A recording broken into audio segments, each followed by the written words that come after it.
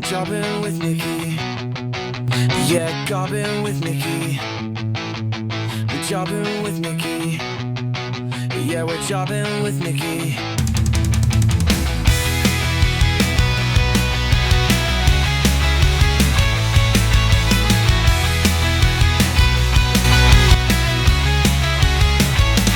Welcome to this episode of Jobbing with Nikki. I am joined today by the icon herself, Drew Ashlyn, and I'm very excited.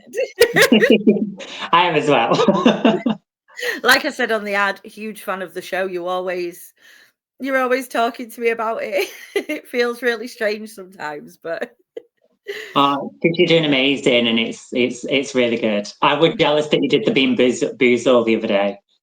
I was like, I wanted to be a part of that. When you're back, I'll get some more.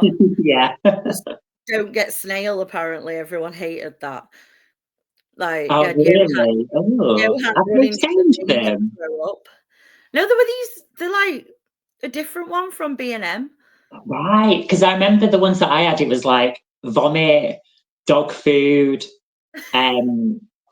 I can't even remember what the others were, but the dog food was gross. I think that was like my worst one. Oh yeah, I can imagine. Yeah, Johan got snail and he ran to the bin. We all thought he were going to throw up. Yeah, I saw. And then a few people got blood as well, didn't they? Yeah, poor Ruby. What would even that taste like? Like iron or something? I don't know. That's what I thought, but they were all acting like it was the worst thing in the world, so it can't have been very nice. They could never be vampires. Like. No, never, never. Right, we are going to start with. Where should we start? Because I do have a few things I want to talk to you about. We're going to talk about our mutual love of the Hardys and Lita first. Because I think one of the first things I ever said to you in person was like, you remind me so much of Lita and Charlotte Flair combined. You know what is so funny about that, right? So when I went back to UKW in 2023, because I'd been there before, but not for very long. When I stepped through the entrance and then went through to the arena, I found out from Carla. Well, it was from Ivy actually, but Carla had said to Ivy, "Oh my God, is that Charlotte Flair? God, they've upped the budget, haven't they, at UKW?" She thought I was Charlotte Flair coming to do like a seminar. Oh, that must feel so good. I will take that. But you are so like you have got so you can see the influence Lita's had on you in the ring.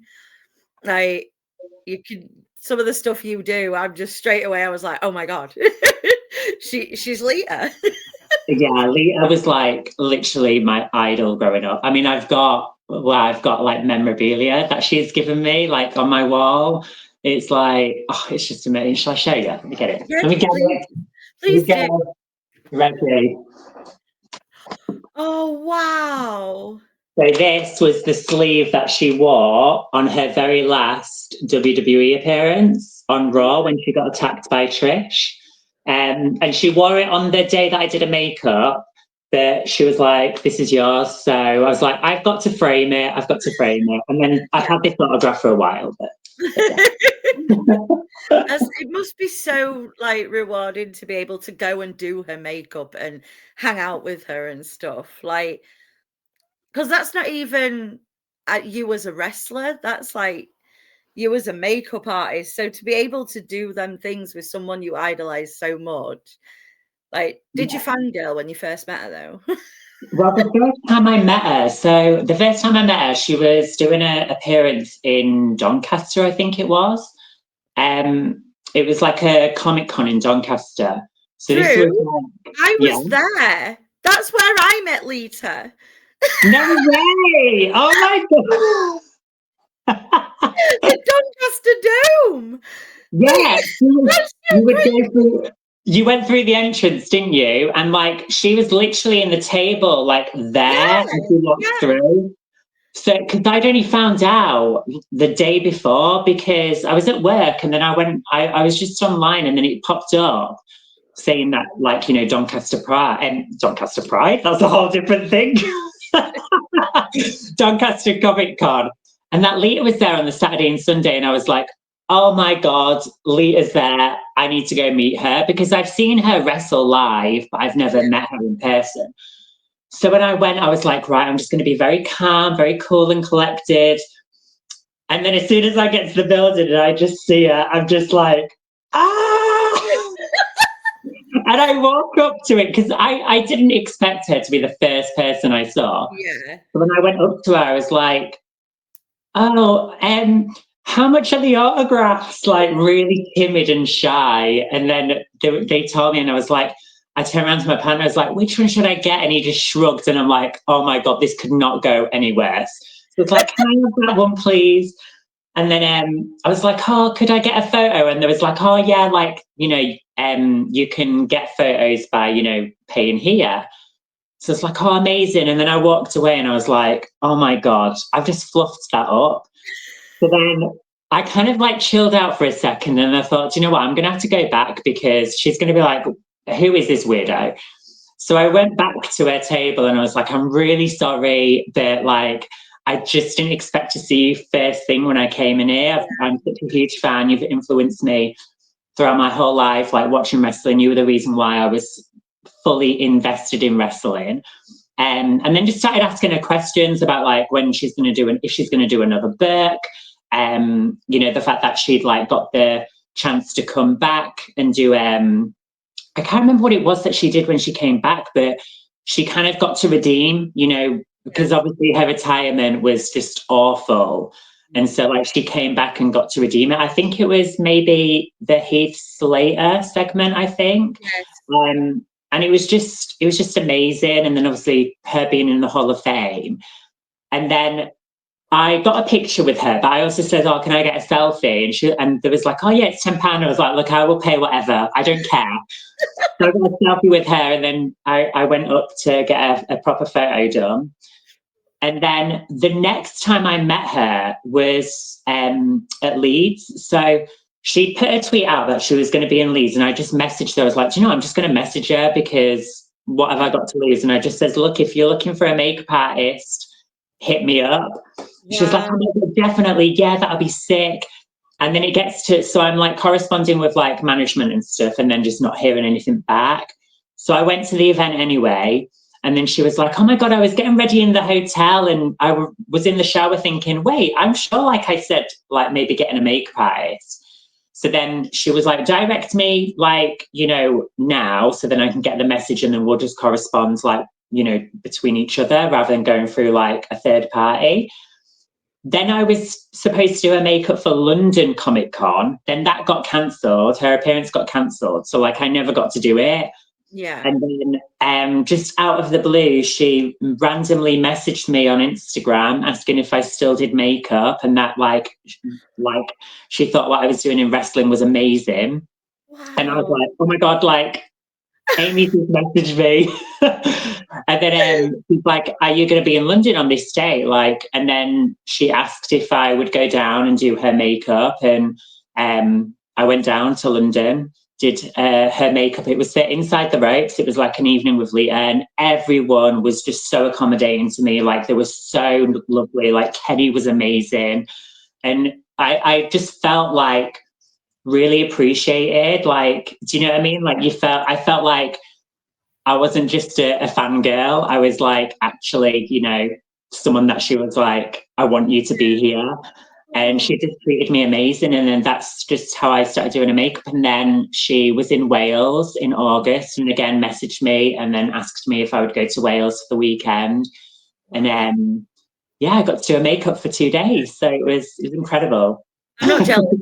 And she had the best skin ever. Like, no word of a lie, her skin is just immaculate. Like, when I was doing her skincare and stuff, I'm just like, oh my God, like, your skin is incredible. Like, yeah, she's just really lovely, like, down to earth. They always say never meet your like heroes, but I'm so glad that I did, because to say that you get like, and obviously, yes, I do wrestling, but as a makeup artist, that's like my full-time job. like to be able to do like someone's makeup who I've looked up to and has inspired me, and they've just been like everything that I could imagine and more. It was just a dream come true, and it's like a memory that I will never ever forget. Oh, that's amazing. Yeah, totally jealous, but that's amazing. You'll have to come next time. Next time she like messaged, I told her, I was like, can you not get an appearance in Leeds? Can you not get some local? You had to do a little segment for jobbing with Nikki. Yeah. Jobbing there with Nikki and Lita. Yeah, let's do that. But no, I think it's like the fact you get to combine wrestling and makeup as well, because I know you do a lot of the girls' makeup at UKW. Especially like I've seen like the looks that Ruby gets and stuff. Like it must be great to be able to combine the two. Yeah, it's like a conveyor belt. Like it started out as just Ruby, and then Nisa was like, can you do my eyes? And then Anna, because it was my debut was a tag match. It was me and Anna versus Ruby and Nisa. And I'd already said to Anna that I would do her makeup, and then Ruby was like, can you do mine? And then Nisa was like, can you do mine as well? So I was like, yeah, like thinking, oh my God, I'm trying to remember the match, but it's fine. I'm keeping it cool. And then now it's like, whenever I'm there, they're like, can you do my makeup? I'm like, yeah, it's fine. But it even got to a point where I did Danny Missing's makeup, where I did like the crow for WrestleBration. Oh, you did that for him? Yeah, so we did like the crow makeup with like, I think it said, did it say kill on the back? And then I can't remember what it said on the front. Was it broken? I think it was broken, and then the OK was red. So I did the crow makeup for him. I've done Madness Malik's makeup, where he did the black kind of tribal makeup with that red scar. I think Rhea Ripley's, is it her husband? I think he did that makeup. Yeah. I've done Nisa's, Ruby's a lot. Who else have I done? Oh, Ivy. Sometimes I've done the little Ivy on her like face. And then I also did, I feel like I did someone else's and I can't remember. Oh, that was it. I did Evan's. He wanted like grungy like eyeliner, just like, you know, blended out. So I did his. But yeah, it's fun. I like it. I'm gonna have to get a Drew. I'll get a Drew special at some point. Yeah. Oh, James, just James. He's now a part of it as well. He'll be like, can you do my makeup? Like, can you make it for? And they always message, because I've not been there now since WrestleBration. They always messaging me like, oh God, we're gonna look right rough now. That's it. When I get to commentate my first pay-per-view, you can work some magic on me. I need it. Well, I'm surprised you've not done a pay-per-view yet. Like, get Nikki on it. I'll get there. I'm determined. I want to do comms with James at some point. God, yeah, he's funny. I think me and James would be just a laugh a minute. But saying that, I wanted to do comms with Hamza, and Joe brought him in, and I was like, this is the best day. He's so funny, because when we're wrestling, like, we can't hear. Oh, well, actually, saying that, there was one time when I commentated and I had a match at the very end and I left my earpiece in my ear and I totally forgot. So when I went to the ring, I get tagged in and then I get pinned and all I can hear in my ear is 3 minutes left. Well, I missed the kick out. So then Gary had to do something to make it look like I did kick out. And then I'm like, pretend to kick. I did a Nia Jax. That's what I did at Nia Jax. Then you just see me grab the earpiece and throw it because I'm like, oh my God. And I hated myself after that. Like, if you were downstairs, I'd just be like, you idiot, I can't believe I did that, blah, blah. But like Hamza, like I will go back and watch the like show just to hear commentary because they crack me up. And Hamza is just so funny. He's so funny. He is. I loved doing comms with him. And then I had Evan at some, like the other week. It was so random. Like he called me old so many times. The cheese. Just need to get you down. You could come and do comms with me. I'm terrible though. I'm terrible. I I forget that it's being recorded. So I'll be Yeah, I do. talking and then I'm like, oh God, I'm so annoying.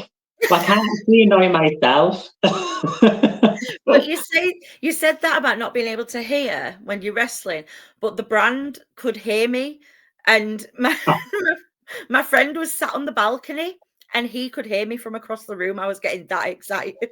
Oh, really? I mean, you do love the brand, you know. When you get excited about something.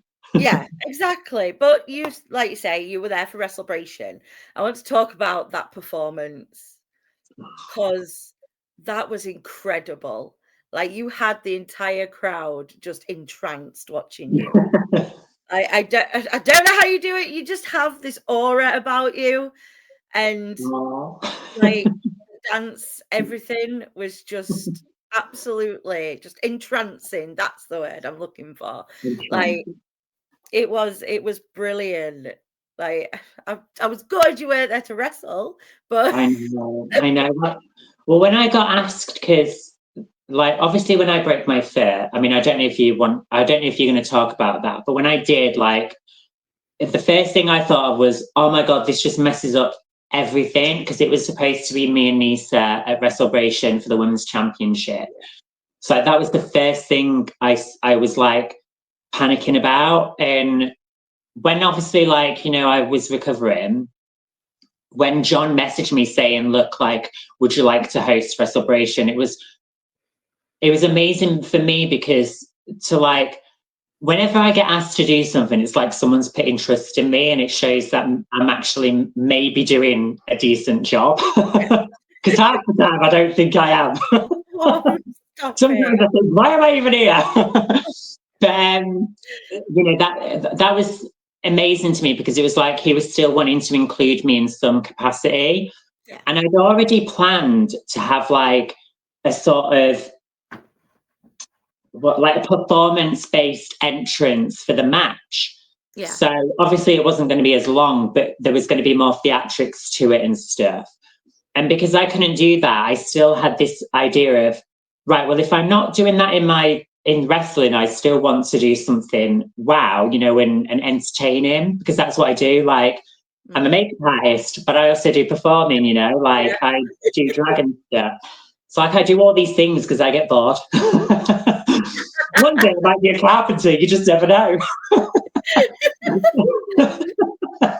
But like I said to my friends, I was like, look, like I've been asked to host Wrestlebration. I really want to do a performance. And originally the concept was going to be to Lady Gaga's Perfect Celebrity, and we were going to do a full-on like performance to that. But because it's copyrighted, I wasn't able to. So I was like, why don't I just do my music? And me and my friends got together and we just created like this cool entrance. I had this idea of like them being called the icons and almost like puppets. So like when like I send them off to the ropes and like possess them and stuff. Yeah. And it was just such an amazing like feeling, being able to combine my drag family and wrestling together and be able to like entertain people. And I remember saying to him, I was like, look, I'm a heel. I'm probably going to get booed. So just be prepared. And then when obviously they all went down and then you saw me and then I got all these cheers, I was like, oh my God, like, why am I getting cheered? But I think it's because people appreciated maybe like the theatrics of it all. And it did feel special. And originally it wasn't going to actually be the opening. They did think about doing it as the pre-show. And in my head, I was like, no, this has to be the main show. Like it'll work, It's that WrestleMania moment. Yeah, it opened the show perfectly. Like, Yeah. but yeah, I loved the fact that they were all your little puppets. I remember turning to Mark and being like, oh my God, like she's controlling them. Like, Yeah, when they're all playing at me and I'm like controlling them. I got yeah, that idea from Porcelain Black. She a singer. I don't know if you know Porcelain Black. She's not really around anymore. But she did a performance on, I think it was like, I don't think it was SNL, it was something like that, in America.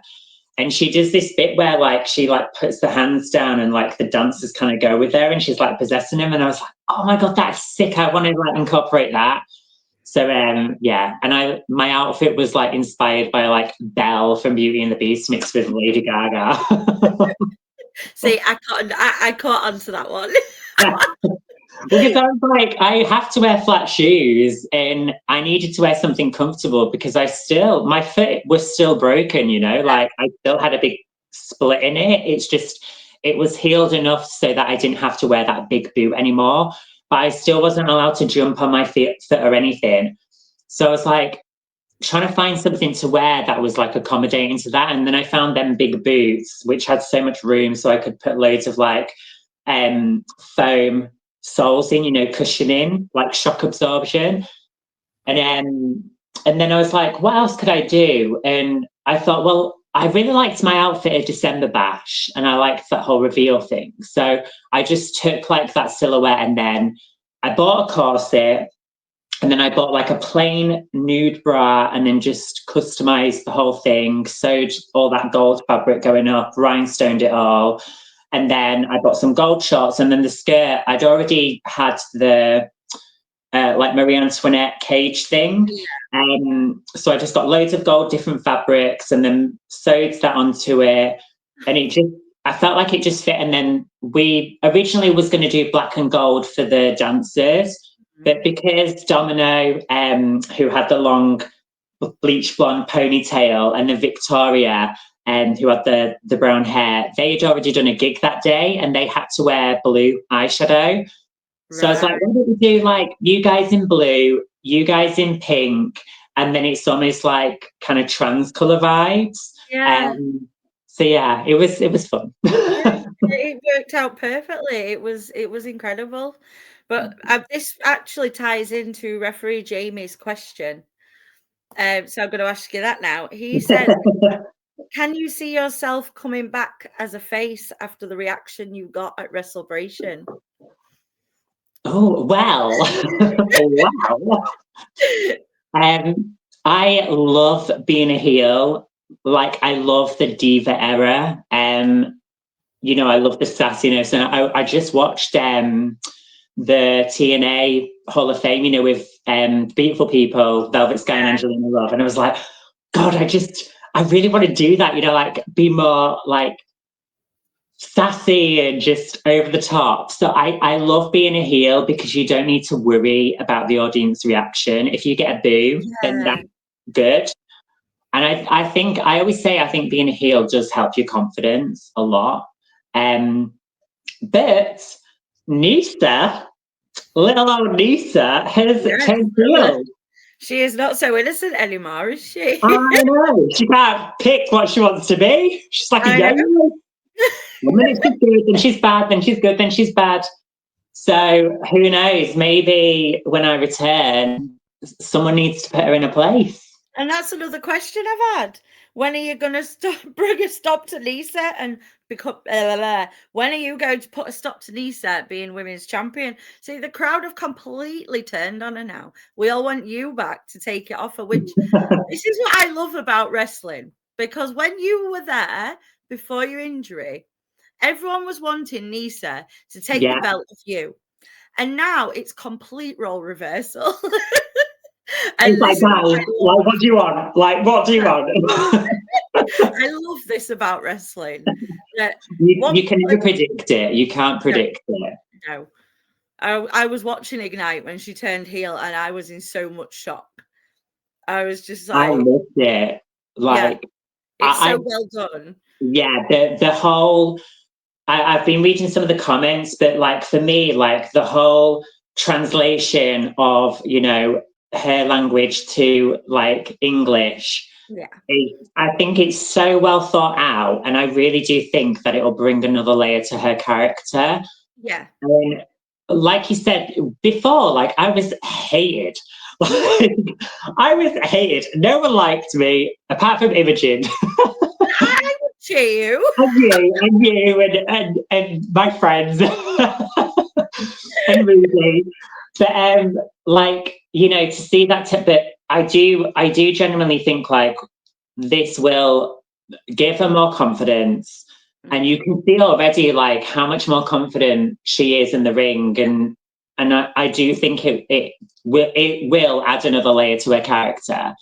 But yeah, I don't know, because I mean, again, I don't know if this is a question, but like I was supposed to return much sooner. We will touch upon that. We'll touch upon Yeah. that next. Yeah. So who knows? I might come back as a face. But what I will say is, when I come back, it will be the wait will be worth it, and it will be. I will bring even more glamour and campiness to wrestling. like you say though, it is easier being a heel. Like, I assume I've been told it by so many people, because like you say, you haven't got to worry about whether you haven't got to get the crowd to like you. And yeah, because when I debuted, is a lot more difficult. Yeah, well, when I debuted back in 2013 as a valet for Nikos and now grown up Ellis Barker, we was in like a trio when we was like gladiator theme. It was for Celebration 5, and when I debuted, I was supposed to be a face, and I was so uncomfortable because I just didn't have any confidence within myself.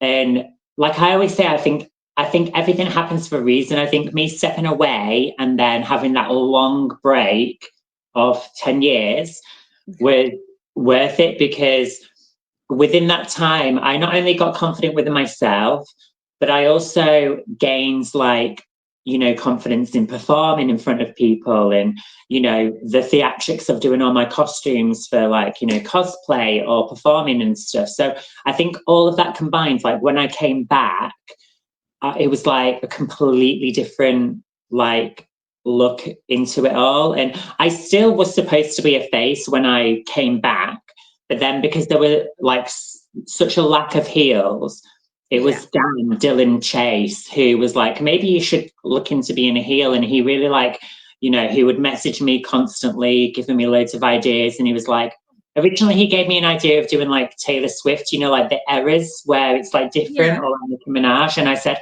what about like Lady Gaga, where it's a bit more over the top?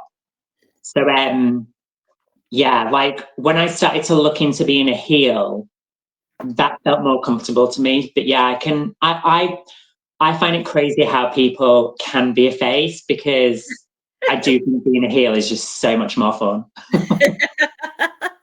You get to be mean to people. You can't do that every day. Exactly. But yeah, let's talk about your injury then, because I did see you post that you're not coming back as soon as we were all hoping. So how are things going? So when I first broke my foot, the first thing that I said when I was in the hospital was, when can I go back to wrestling? And they kind of looked at me as like, are you for real? So one of the nurses said, like, it could be 3 months. So in my head, it was supposed to be August that I was going to be back. Yeah. And then when I went for like my appointment the following week, which was then to properly assess what was wrong with my foot, because before, when I first broke my foot, they did x-rays to see that it was broken, but because it was so late, like I needed another opinion. Yeah. So I was given like the standard black boot that you get. And then when I went back the following week, there was like, we need to take you out of this boot and we need to put you in this one, because this one is more advanced. We need to keep your foot completely still. The only time I wasn't allowed to wear it was when I was showering, and I had to get a stool for my shower to sit on, because I wasn't allowed to put any weight on my foot to begin with. So when I then asked him when I could go back, they said, usually around like, between 3 to 6 months. But it all depended on like how I was healing in my physio. So I was in the boot for 7 weeks, which was an extra week than I should have been. And then I was starting physio, and I got booked to do a match at Super Pro Wrestling this month, which was supposed to be me and Evan Bishop versus Leonie Rose and Young Corris. And then when I told my physio about it, he was like, look, I don't really recommend you going back in October just because your bone will have only just healed and you need to start training it.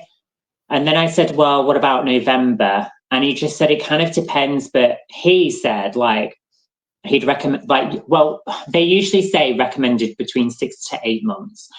So then John messaged me saying, would I be ready for October? And I just says, I really don't think I'm going to be ready for October, John. I was like, maybe November. I might be ready for November.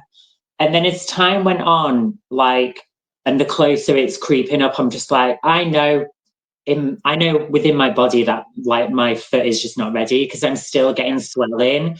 If I've been on my foot for like more than 4 hours, the next day my foot is just so swollen. You can't even see like where my ankle starts and begins.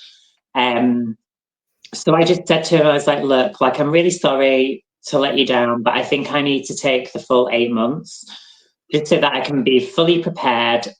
I can be mentally prepared because my worry was if I came back early, am I going to be able to do the things that I did before? And, you know, I don't want to have to like restrict myself because of that. Yeah. So it's probably going to be February/March when I come back. It all depends on how I am in training. So what I'm going to be doing is I'm going to be going to like a foam trampoline park to like flip and stuff, get used to that motion, doing it on a trampoline. And then when I go back to training, hopefully January, if my foot feels fine when it's taking them bumps, then, you know, I'll be able to come back in February. If I feel like I need a bit longer, then hopefully March. But yeah, it's looking at February time I'm going to be back. Well, at least you're not rushing it. You don't want to rush it, like you say. You know, you don't want to be going into matches thinking or planning a match and saying, well, I might not be able to do this. Yeah. You want to feel 100% ready to come back and just be you. You don't want to be second guessing. So it makes sense. Yeah. And it'll come out quicker than we all expect. There was like, when there was, because it's crazy, because like, I broke my foot, then the week after I lost my job. So it's like, you're going through all these emotions and stuff. And when I did Recelebration, for me, like, I kind of went away thinking, is that the closing chapter of like my wrestling journey? Because the performance that I got to do with my friends and just, you know, handing over the belt, for me, it felt like a really good closing chapter. And I think because, like, you know, I was still going through like getting days where I'm getting pain and stuff, and like you get like little voices in your head where you're like, oh, you know, you're not going to be right again and stuff. So at one point, and I said this to the Broncos, like I was like, at one point there was a moment where I was thinking maybe I shouldn't go back. But then because I kept getting sent promos to do, it kind of was pushing me to like, you know, keep invested in it. Yeah. And then when I saw AJ Lee's return, I was like, oh no, I need a return. Like I need to not only do it for myself, but I also need to do it for the people that have like supported me while I've been off. Like, you know, I've had so many amazing messages from people being like, can't wait to have you back and stuff. And it's things like that, like that I appreciate, just like them little kind of check-ins, because it makes you feel, you know, that you're doing something good, and you've had a mark on people. So yeah, I will be coming back. Don't worry. Good. I'm glad. I am really, really glad, because when I first started watching UKW again, I was just watching it on YouTube every Friday, and I just said to Mark how much I loved you straight away. Like your character, your vibe, everything. The way, again, you remind me of Lita. So it was going to happen. And then I was so nervous to meet you the first time I met you as well. Really? Oh. I was like, I want to say hi, but she's quite intimidating. I'm intimidated. Do you know what? Like some people say that, and I'm like, why am I intimidated? I think I'm like the biggest geek ever. I know that now. Now I've got to know you. When you get to know me, people are like, she's a little bit weird. That's why we get along. And Exactly. speaking of that, we're going to play the game now. Oh. I can only just imagine where this is going to go. So it's called Quick and Dirty.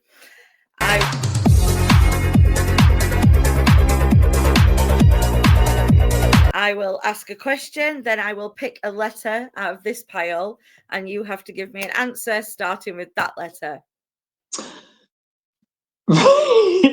Right, so you're going to ask a question. Yes. And I've got to give an answer with the letter you've picked. Yes. And it's just one word. It can be a sentence. I don't know. We'll go with the flow, Drew. We'll go with the flow. It's called Quick and Dirty. If you want to give dirty answers, just say the first thing that comes to your mind. I don't think that's wise, but we'll go for it. No, it's all right. I always thought that my podcast is not suitable for children. Okay, that's fine then. Right. So your first question is a sexy occupation, starting with a Y. Why? A sexy occupation. Yoga instructor. Oh, that's a good one. I know I couldn't think of anything dirty. I'm really disappointed in myself. We'll get there. An offensive word. Oh my God. Offensive word starting with N. No. Naughty. Oh my God. An offensive word starting with N. I cannot say what came in my head because I will get cancelled. I'm assuming it's the same as what I was thinking. N. Yeah. Let's think of something nice. An offensive word. Oh, where's ChatGPT when you need it? An offensive word starting with N. I can't think of anything else. It's just there now. There's just one word going in my head constantly, and I'm like, please get out, please get out, please get out. An offensive word. Knobhead. There we go. Nailed it. Oh, right. Something you regret, starting with M. Starting with what? M. M? Yeah. Something I regret, starting with M. What on earth are these questions, Nikki? Something I regret, starting with M. What do I regret? It doesn't have to be you specifically. It could just be like something someone might regret, starting with M. Oh, right. I thought it was something me. What's something I might regret?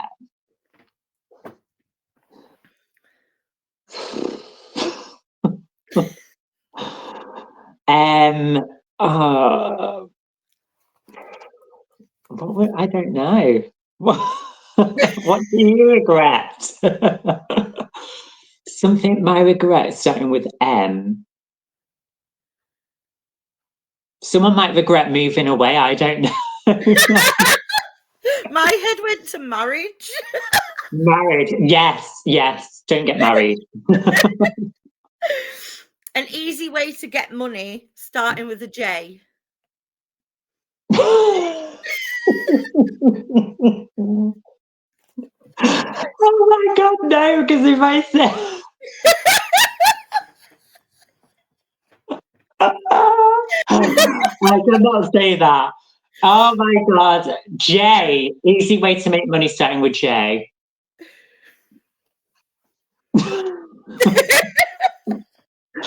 Cut this out. I mean, if you think it's funny, keep it in, but I was going to say jerking off. We'll leave that in. I mean, OnlyFans, you know. Exactly. For the people doing it, well done. I couldn't do it. I don't have the confidence. No, I don't. No one needs to see this. A bad thing to eat, starting with an L. A bad thing to eat, starting with L. Oh. Why is this so real? This is really difficult. Did anyone else struggle doing this? No. Well, You're going yeah. to cut this so much. L. Mustafa Khan played this. Did you have to be dirty? Like, do I have to give a dirty answer? If you can, it's up to you. L. What was the question? Bad thing to eat. Bad thing to eat starting with L. I could give you a different letter if you want. I like the challenge of an L. Bad thing to eat starting with L. Wink, lettuce. I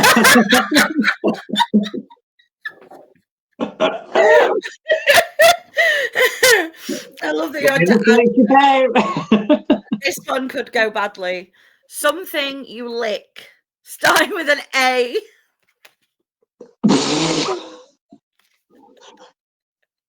Ass.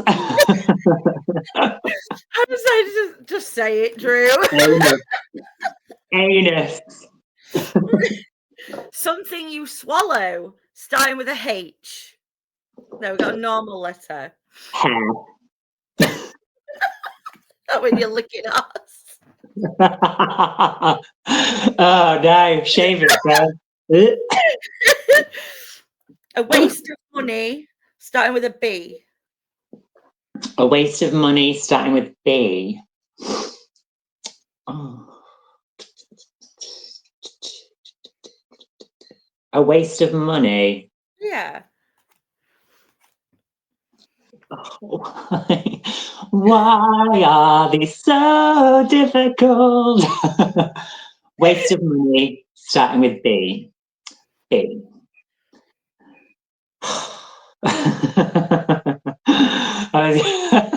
So no, I'm not going to say that. Oh my god! And it has to be dirty. It doesn't have to be. Oh, right. Why do I think it's got to be dirty? I'm thinking of dirty stuff. Okay, right. A waste of money starting with B. Starting with B. A bum bag. I don't know. What I don't know. B. Nothing. I agree. A bum bag is a waste of money. A bum bag, yeah. Bum bag. A sexy fictional character starting with T. Oh, Tomb Raider. Oh, good answer. Yeah. Very good answer. Lovely, Aaron. Who would you have picked? I don't know. My mind's gone blank of everyone ever. Yeah, Tomb Raider. With a T. I don't know. I don't know. I'm terrible. It's why why is it your mind just goes blank? Like I watch this and I think, oh god, that's well easy. And then when you're actually in it, you're like, no. Right, your last one. A shameful addiction starting with S. A shameful addiction. Starting with S. Yeah. Oh. I mean, it's not really shameful though, is it? But like sweets. See, my brain went to sex. No, I was going to say sex, but then I'm like, is that shameful? No. We'll say sex, but it's not shameful. No, it's not shameful. Right. So Courtney sent a couple of questions in. Aw, Courtney with a K. Courtney with a K. She wants to know what you think of her and why. I love Courtney. I think she's got a heart of gold. She's very determined, like you wouldn't believe. Like all she wants to do is debut, and I always say to her, like, it will happen. Just be patient. But yeah, I think she's gorgeous. She's got an incredible body. Like I always say to her, can you not stand next to me, please? Because like, have you seen your body compared to mine? And plus, I'm like 20 times older than you. Like she's just adorable. She's adorable. And then she wants to know your favourite person at UKW. My favourite person. You can't say that. No, you can't just Too pick many one. people. My favourite person. Oh, I don't want to just pick one because that's mean. Everyone's really nice. I tell you what, the people that I appreciate a lot are the people that have like not only supported me but also just been there, like to give me advice and stuff. And Ryden Sam is like someone that I adore. We had like a little train group. Like when I first started, there was like a few of us that got the train together. So it was me, Sam, Cliff. Who else used to go?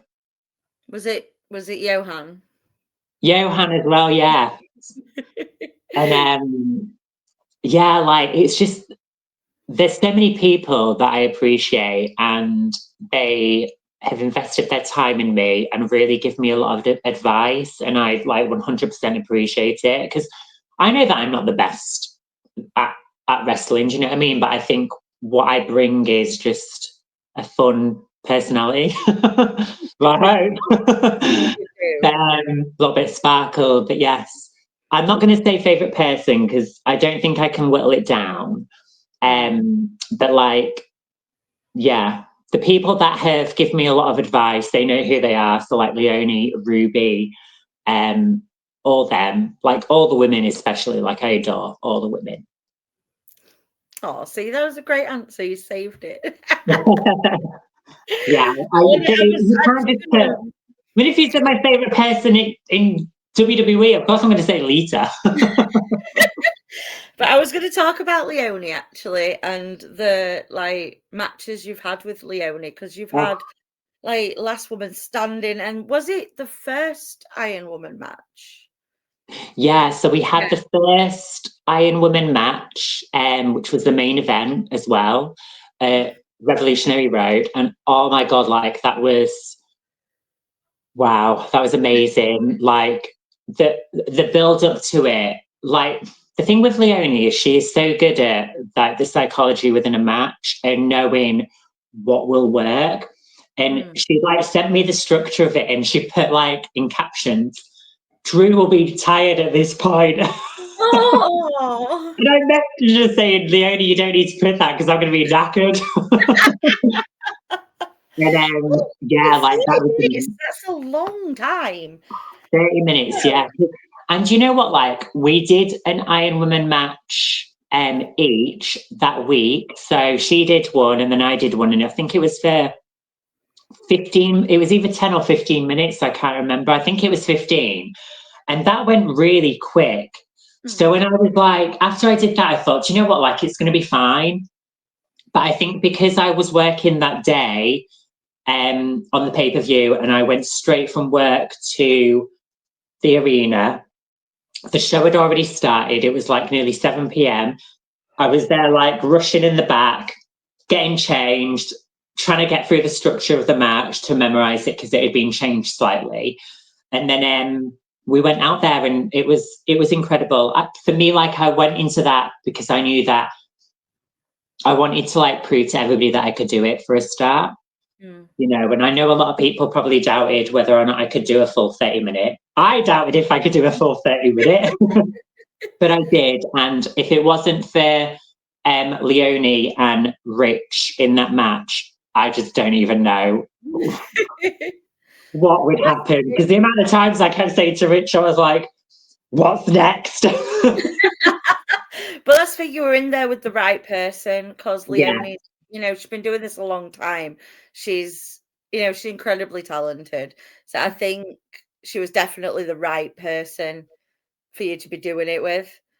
But whenever I'm in the ring with Leonie, like I know that I'm going to be safe, and I know that I'm going to be like, I can trust her, and she's like really, really patient with me. Like she will literally like be downstairs with me and go through the match over and over and over and over again, because that's the only way I'll retain it. Yeah. Yeah, she's just incredible. And we never got to do the last woman standing match. Oh, didn't you? No, because she'd gone, like, she had the February pay-per-view, which was, what was that one now? Was it Pride and Glory? And I had COVID. But they was like, because with everything that Leonie was going through, Yeah. it was like, you know, we're going to put the belt back on you. So I was like, oh my God, I've got COVID. How am I going to do this? So I was like just recovering from COVID, and I'm so glad that I only like was in the ring for like 5 minutes because I couldn't breathe. Yeah. But, yeah, we were supposed to have the last woman standing match the following month, but then, you know, she took time out. True. So that's still on the cards. Oh, there we go. We had so many ideas for that as well. We was going to do like a swanton bomb into the table, an X Factor off the ladder. There was so much we was going to do, but obviously we never got to do it. So, well, you need to come back. Leonie needs to come back, and we need to make it. I've already told her when I have my final match at UKW, whenever that will be, that I want her to be in my final match. Oh, that's lovely. And we've already talked about your ongoing rivalry with Nisa. So, you know, hopefully you come back and put her in a place. Fingers crossed. I quite like the bad side, though. Join her. You'll be coming back as her translator while your foot gets better. I'll be coming back to get that red title back. I'm like, where's the red glittery title? Changed it all now, haven't they? I know. Need the sparkly one back. I like it though. You've got you know, you had your own, you put your own stamp on it. That was Nisa's idea, you know. Really? Yeah. So when I had no idea that I was going to get the belt, and when it was like the women's championship with me and Leonie, I generally thought I was just going to lose. You know, I was like, there's no way they're going to give. I've been here 2 months. There's no way that they're going to give me the belt. And then John took me to the side and was like, "You're getting the belt tonight." I was like, no, this can't be real. And at first I thought, are they just are they just like pulling, like, what is it? Pulling my leg or whatever, I don't know. Yeah. I know, whatever that saying is.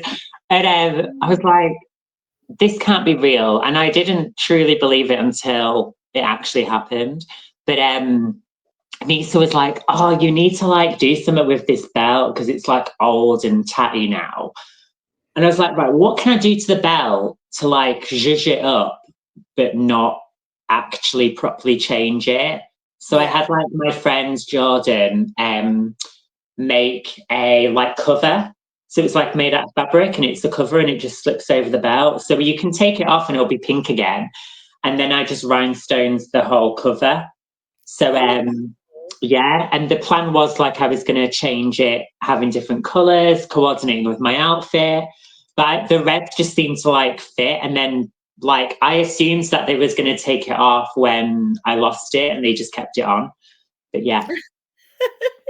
Gosh, I didn't realize how much you like, not how much you put into your character, I know that, but like I didn't realize you made all your outfits and all that. It's insane how much you actually do for your character. I don't make them all, but I customize them all. So like sometimes I'll buy like a base structure. So like a lot of when I've got the baggy pants on and then like the bodysuits, like a lot of them are just swimsuits or bodysuits that I've bought, and then I've just customized the entire thing. So like the one at Rebounds, the pink one, I like rhinestones the whole entire thing and then just added all the patches to it.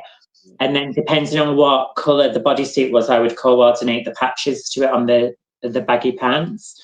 But like I think the only ones that I've fully properly made from scratch are the December Bash one, which was it was like this almost like a newspaper kind of print, and it was like a bra, and it had like this like newspaper kind of effect going up, and then the big skirt, and I made the skirt. The little bloomers I'd bought, and then I just sewed the little ruffle thing on the back, And then the Wrestlebration outfit, the bra and the skirt was like made by me. But yeah, like I tend to customize a lot of stuff. Like I've done Ruby's outfit, it's sat down here. But it's just the, you know, the work that goes into it. Oh, wow. I don't know if you can see it. Oh, that's amazing. So yeah. You're gonna tell us off. I like getting creative, you know, it's what keeps me going. So I don't know how you find the time, honestly. You know, working and, you know, all the makeup, all the wrestling, the training, you know, I don't know how you found the time to do it all. I really do. I mean, towards the end, like before I got injured, like I could tell that I was tired because I had been promoted to manager at my job, which I don't have anymore, but I was promoted to manager, and so like I do like a shift at work, and then I'd have to go on like a Monday night and do the show.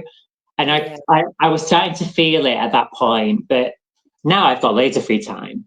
But I don't know, I've always been like that. I've always been someone that's like quite creative. So I'll do like drawing and art and stuff. And I've always been like, my brain is constantly on. Like sometimes like I'll only have like a few hours sleep because my brain just doesn't switch off. And I love it because it gets me excited. Like if I had to wear the same thing over and over and over again, I'd get so bored. But when it's a pay-per-view, I'm like, oh my God, what am I going to wear? And that's the start of me getting excited for the pay-per-views. Yeah. Yeah, so like I've always just been like that. Can't help it. So it is good though, because it does fit in with what you do. So, you know, like we said earlier, it all combines together. Now, Yeah. I do want to briefly touch on, obviously you mentioned the eyeshadows and the transgender side of it. I do want to briefly touch upon it, but I don't want to I didn't want to make this podcast all about that. It's but I wanted people to see you for you, you know, and I wasn't going to touch upon it, but I think, you know, I feel like we should, because I think that being a woman in wrestling is hard enough. But I can't imagine being a transgender woman in wrestling has been easy. In some, you know, I'm sure you've had setbacks in some respects. And I just want to say that I think you are truly an inspiration. Like, I think you are an incredible person. And I just think that you are showing people when you're on UKW every week on TV, on YouTube. I think you are showing people that they can be their true selves and do whatever they want to do. And I think that is that is just incredible.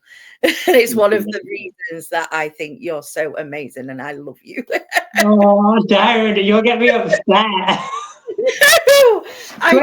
get some gloss on, like. I appreciate that a lot. Like, it does mean a lot.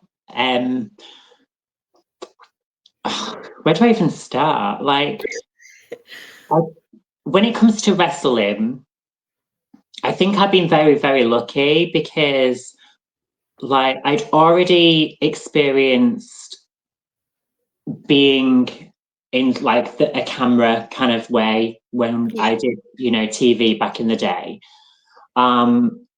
So for me, like when I first came into wrestling, like the wrestling wasn't the nervous thing for me. It was more wrestling in front of the crowd because I wasn't as confident back then as I am now. And I think that's just come with age. I mean, how old would I have been in 2013? Maybe like 24, which is weird because I'm only 25 now, so I don't know how that works.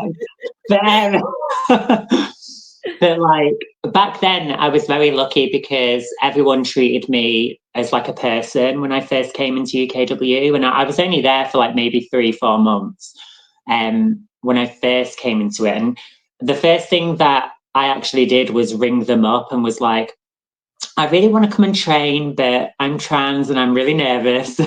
And they was like, no, it's fine. Come down. We have like, you know, openly gay people and stuff. Although I don't know who was gay back then. Then like Cayman was someone that like worked like a lot with me in training, and he came up to me on my second day of going and was like, oh my God, when my mum saw you, she was such a big fan. She watched your show, and that was like really nice. And then like going back, like obviously 10 years later in 2023, like I had a different outlook on myself. Like I was more confident in being trans, because at one point I wasn't proud of who I was.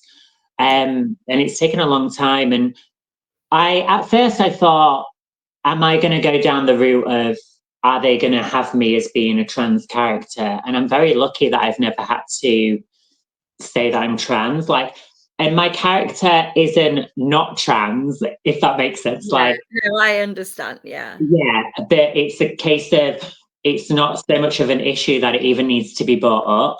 Yeah, it doesn't need to be mentioned. Yeah, you know, and it's like to have, you know, people that say they're inspired by me, it's amazing, especially like little girls, like, because I think I'm like a trans woman, like, would anybody actually be inspired by me? Do you know what I mean? And it's like, it's really like nice to see that, like, and yeah, I am very, very lucky, but I think, you know, you can get some idiots. I did a show once in Barnsley, and a few people was like shouting in the crowd saying, take a wig off, take a wig off. And Leonie kept saying to me, she was like, someone keeps saying take your wig off, shall I just pull your hair to prove that it's not a wig? I was like, what? Because I'm partially deaf in my right ear, so like I couldn't even hear it, and then I actually heard it and I was like, it's my hair, honey, not a wig. And then Leonie's like there pulling it to be like, it's not a wig, what you are about? But yeah, like I am very, very lucky that I've not had any kind of discrimination within the wrestling community. Sometimes I would get nervous whenever I was on commentary, because I used to think, oh, are people going to be in the comments being like, oh my God, is that a man on commentary? Or she sounds like a man and stuff like that. It's not that I care, like, that they think I might have a deeper voice. It's just, I always worry about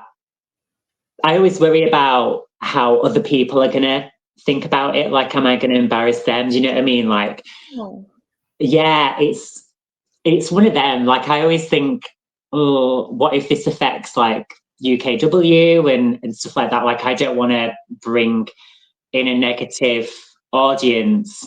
Yeah, I don't. Because of who I am.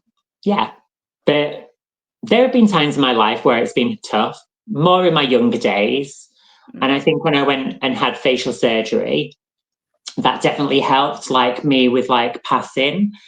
But like I said, the older I've got, I'm very, very open, you know, about being trans. I won't like introduce myself to someone and be like, hi, my name's Drew, I'm transgender. I won't do that. But if someone does ask me, you know, I will be very open with them. Like, I think that's the only way we can educate people and make people understand. And it's like, whenever I'm having discussions like with my friends about the whole trans politics going on, I just find it so baffling, because I feel like we're just taking like 20 steps back. Yep. And I think we were more accepting back in 2011 compared to what we are now. Yeah. I don't know why, but I think the amazing thing is that we have so many trans athletes now in wrestling. You know, you've got Succubus, who, like, you know, I had the privilege of like knowing prior to her transition, because she used to obviously wrestle at UKW and she did some training with us. And she's someone that I would love to wrestle with in the future, you know, just to kind of be able to like be like, you know, two trans girls in the ring, like, you know, we've got this. Yeah. But yeah, I don't even know if I'm answering your question. I didn't even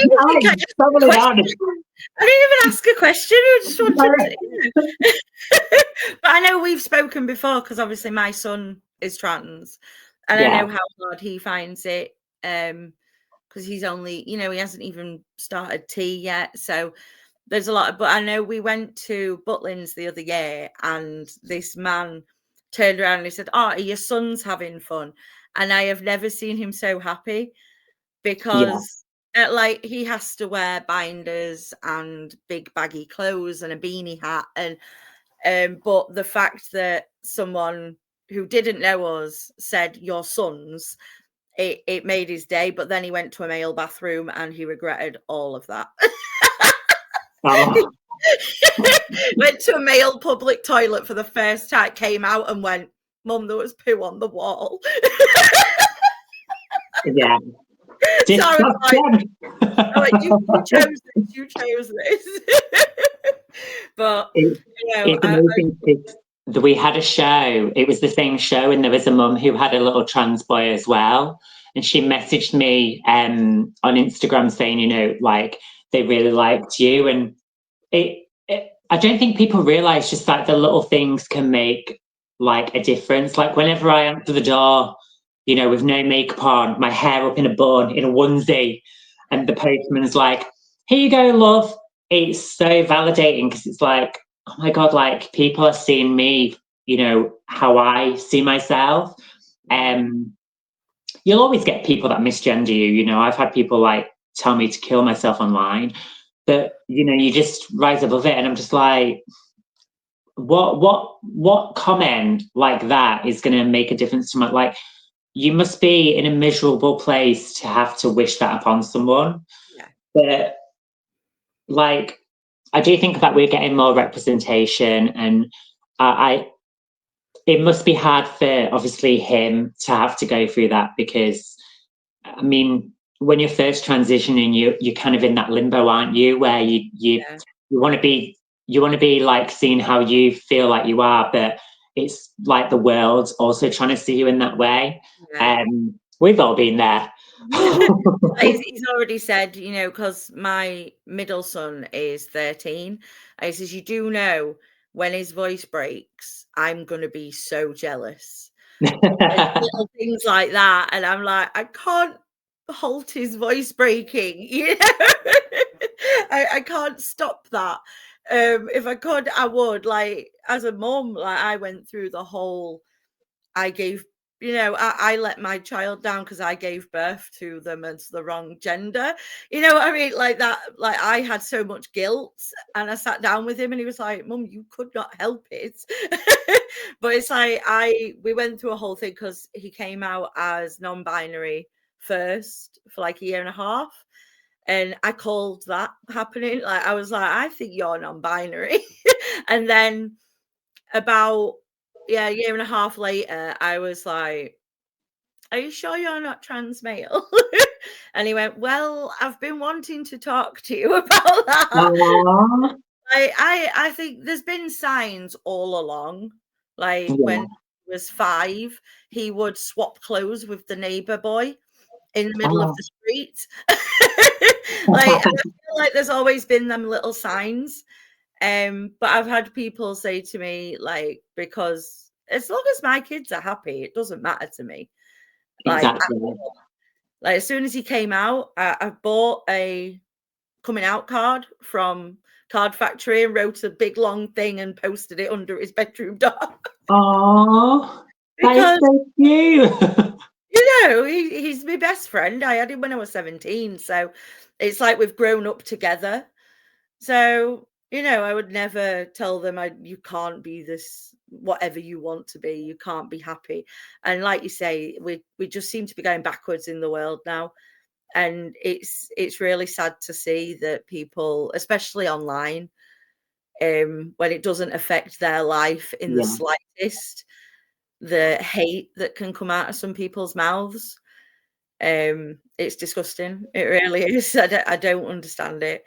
I think people forget as well, like as a parent, you're also going through that transition because, you obviously gave birth, and then it's like, you're having to like transition with them, and like with me and my mum, we are so close. I mean, we've always been close, but I think when I left school and was going through depression and stuff, because I knew that I wanted to transition, I just didn't know how, and I got in like a really like dark place mentally until I finally came out and felt like myself.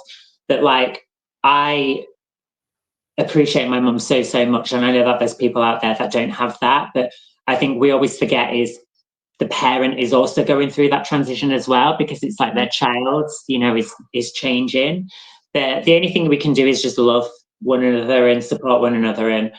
And I think with like trans men, there's I feel like there's less prejudice against trans men because it's a lot easier in terms of passing. Whereas like with trans women, you know, once you've gone through puberty and testosterone, it's a lot harder to kind of reverse the effects, which is why I had to have like facial surgery, you know, to like make my nose smaller and my jaw and stuff. But yeah, like at the end of the day, we're just human. And I think if we didn't have these stereotypes of what a man should be or what a woman should be, like no one would care. No one cares. Exactly.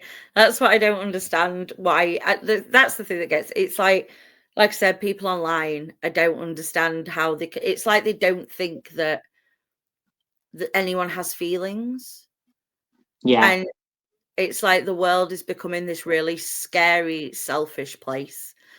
And like I homeschool my other son because he was getting bullied just for having long hair, you know, and his mental health declined so much, and now he's thriving.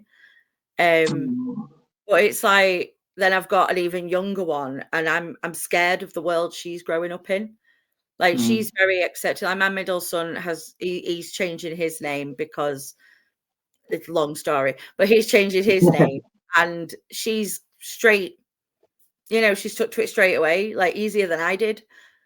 Because, like you say, I think again with my eldest, it was like I lost a daughter, but I gained another son, and you know, it's like I'm getting to know this other person as well, and he let me help choose his name. So it was, you know, there was a whole process, and I still helped name him and everything. But yeah, I wanted you to know what an inspiration you are.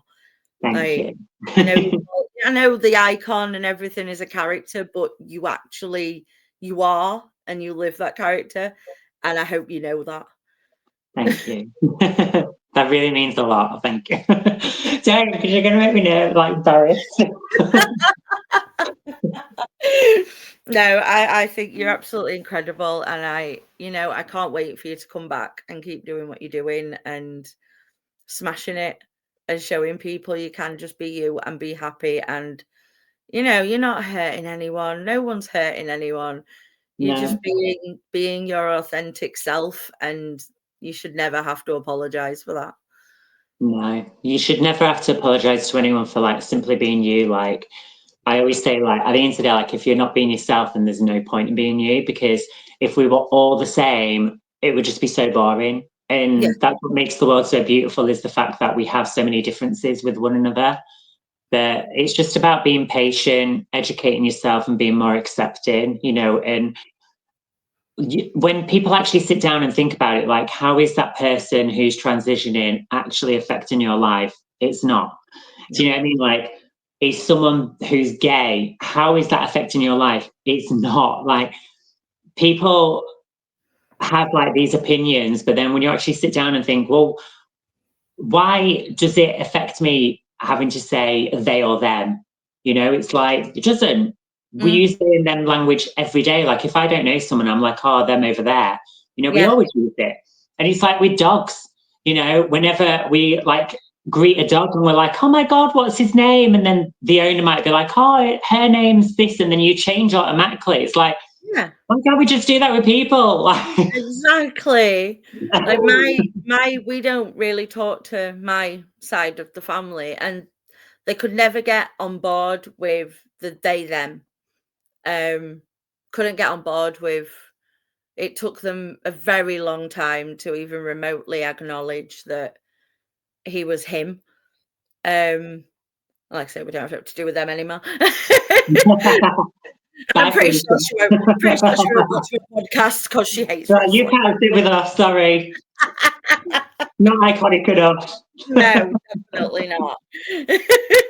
Right, last thing before I let you go. Let's talk about Gary. Gary! I bet you're missing him. I love Gary. Well, Oh. Gary's son is going out with my friend's daughter. So, Oh, really? yeah, yes, Lily. Oh, I love Lily. She's so Yeah, nice. yeah. So Magenta, who's Lily's mum's partner, I've known Magenta for years, and obviously that's how like Natalie had started to come into wrestling and with Lily and stuff. So yeah, they're dating now. But Oh. I love Gary. Like, and it was an accident as well. Like I think I saw Evan maybe the week before I was about to debut, and the way he was so vocal within the ring, I was like, I need to be like that because I'm in a tag match. I've got less time in the ring to showcase what I can do. The only way I can do that is by showing the audience who I am by being vocal. And that's why I'm very vocal throughout my whole matches. Um, because it's like, I'm trying to like be like, look at me, because I needed people to see that like I was confident. I needed people to understand who the Drew Ashlyn character was. So when I debuted and like Gary was counting me, I was like being really cocky and I was like, oh, you're so cute when you say that.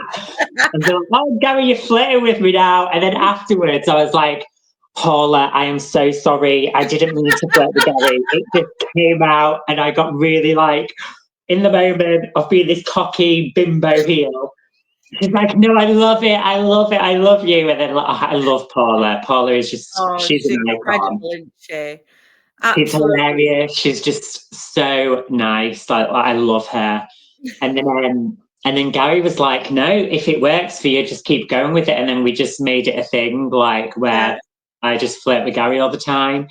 But it was WrestleBration, and I said to Gary, I was like, "Oh my god, it's like our 1 year anniversary, isn't it?" Because when I first debuted, this is when I said that you're flirting with me.